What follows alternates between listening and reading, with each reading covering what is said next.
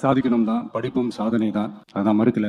But அதுக்காக பர்டிகுலரா ஒரே ஒரு படிப்புல மட்டும் நம்ம அச்சீவ் பண்ணியே ஆகணும் அப்படின்னு நினைக்கிறது ஒன்றும் சாதனை கிடையாது. ஒரே விஷயத்தை பத்தி திரும்ப திரும்ப யோசிச்சு உங்க ஆங்ஸைட்டி ஏத்திக்காதீங்க. அவ்வளவு ஸ்ட்ரெஸ்ஃபுல் ஆக வேண்டிய அவசியம்லாம் ஒண்ணுமே கிடையாது. இது நான் ஏன் சொல்றேன்னா,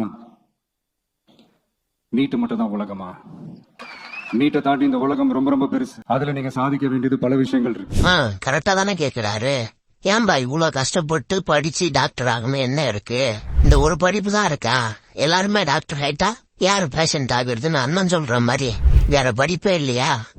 மாணவர்கள் கஷ்டப்படக்கூடாதுன்னு எவ்வளவு அட்வைஸ் அழகா சொல்றாரு பாருங்க. இதெல்லாம் மாணவர்கள் கேட்டு அவர் சொல்ற மாதிரி நடந்துக்குங்க. ஏன்னா நோகாம என்ன பண்ணலாமோ அதை யோசிங்க. அப்ப நம்ம எல்லாரும் விஜய்க்கு ஒரு அட்வைஸ் பண்ணலாமா? ஏன் விஜய் சார், நீங்க கட்சி ஆரம்பிச்சதுல இருந்து திமுக எவ்வளவு தொந்தரவு கொடுக்கறாங்க. ஒரு கூட்டம் போட முடியல, திமுக பழி வாங்குது. ஒரு இடம் தர மாட்டாங்க, திமுக சதி பண்ணது. இப்படின்னு அடுக்கடுக்கா குற்றச்சாட்டு வச்சுக்கிட்டே இருக்கீங்கல்ல. இவ்வளவு பெரிய கட்சிக்கு எதிரா இவ்வளவு நெருக்கடிகளை சந்திச்சுக்கிட்டு எதுக்கு இவ்வளவு கஷ்டப்பட்டு நீங்க முதலமைச்சர் ஆகணும்? நீங்க ஏன் ஒரு படத்துல முதலமைச்சர் ஆகக்கூடாது? நீட்டு தேர்வுல கஷ்டம் இருக்குன்னு சொல்றீங்க, ஆனா வாழ்க்கையில கஷ்டப்படாத மனுஷன் யாராவது இருக்காங்களா?